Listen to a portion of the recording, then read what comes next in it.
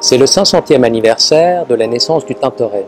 À cette occasion, le Musée du Luxembourg organise la première grande exposition monographique consacrée à Paris au grand peintre vénitien.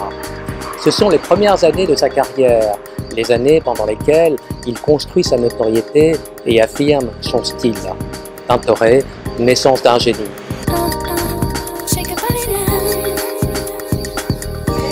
On propose au public de regarder comment l'artiste se construit, comment l'artiste aussi met en place une série de stratégies, des stratégies qui sont autant d'ordre artistique que d'ordre commercial ou relationnel, et des stratégies qui lui permettent de s'imposer sur le devant de la scène artistique vénitienne. La première section de l'exposition est consacrée, disons, 3 premières années, et la dernière section autour de la thématique féminine est aussi le point d'arrivée de notre exposition dans les années 1550-1555, où ce thème de la femme est particulièrement développé par Tintoret. Et chaque thématique de l'exposition sont des thématiques qui permettent d'évoquer à la fois un type de production autour de sujets comme le portrait, la peinture profane, la Vierge à l'enfant, mais ce sont aussi des thématiques qui permettent d'aborder un autre type de thématiques, comme les méthodes de travail. Donc autour de la Vierge à l'enfant, c'est aussi l'atelier dont il est question.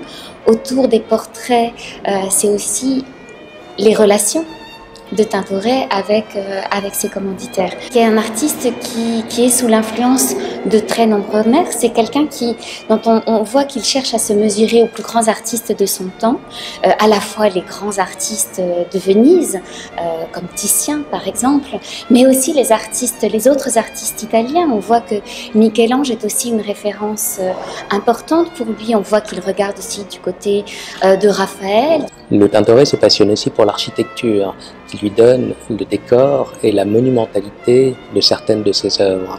Il étudie soigneusement des traités d'architecture pour approfondir le travail de perspective. C'est un artiste qui a certainement l'occasion de rencontrer Sebastiano Serlio à Venise, qui voit aussi la reconstruction de Venise dans cette première moitié du XVIe siècle avec Sansovino, et c'est un artiste qui se nourrit de cet art architectural. On le voit dans le décor de ses tableaux, on voit qu'il est à la pointe de son temps. Au XVIe siècle, en Italie, les théoriciens de l'art opposent la sculpture et la peinture dans une sorte de rivalité. Le Tintoret, lui, s'inspire et s'alimente de la sculpture, fasciné par cet art en 3 dimensions. Il le fait à sa manière, perfectionniste. On retrouve dans son atelier de nombreux moulages d'œuvres de grands maîtres, et en particulier Michel-Ange. D'ailleurs, le Tintoret ne lésinait pas sur la dépense pour obtenir des moulages des œuvres qui l'inspiraient. Tintoret qui cherche à représenter les figures aussi en relief, c'est ce qu'il envie à la sculpture, et il cherche à leur donner une place dans l'espace, et donc il regarde ce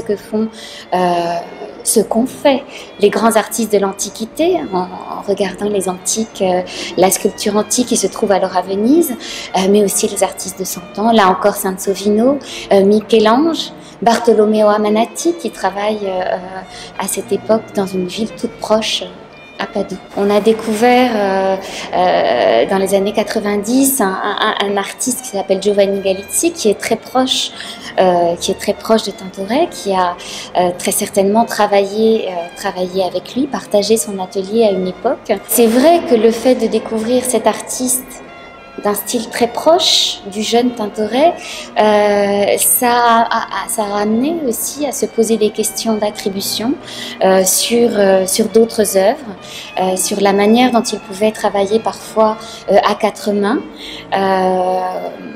ou alors à partir de dessins des uns des autres. La salle des portraits est intitulée « Capter le regard », et capter le regard, c'est le moins qu'on puisse dire, tant ces portraits font preuve d'une grande virtuosité et d'une incroyable intensité psychologique. Le portrait de l'homme à la barbe blanche que l'on voit juste derrière moi, qui est un portrait très célèbre de Tintoret qui se trouve à Vienne au Kunsthistorisches Museum, et qui est un portrait qui a inspiré Thomas Bernhardt, l'écrivain dans une pièce qui porte justement le titre de ce tableau.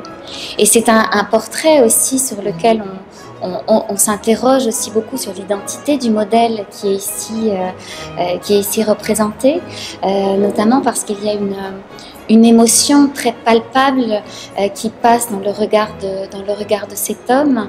On a beaucoup relevé la proximité plutôt qu'il pouvait y avoir entre le peintre et le modèle, ce qui a poussé parfois à identifier cet homme comme le père de Tintoret. Est-ce que Tintoret a couru après l'argent ? C'est une réponse qui est assez... enfin, du moins, c'est la réputation qu'on lui a faite. La réponse est un petit peu paradoxale aussi, parce que Tintoret, c'est quelqu'un qui avait la réputation de casser les prix, de peindre, d'accepter de peindre pour pas grand-chose, pour le prix de ses pigments, mais à condition, bien sûr, que la peinture en question soit à un endroit bien placé à Venise, à l'angle d'un canal particulièrement passant. Donc c'est quelqu'un qui avait le sens de la publicité, le sens de la visibilité, et cette visibilité, bien sûr, c'était dans le but d'obtenir d'autres commandes.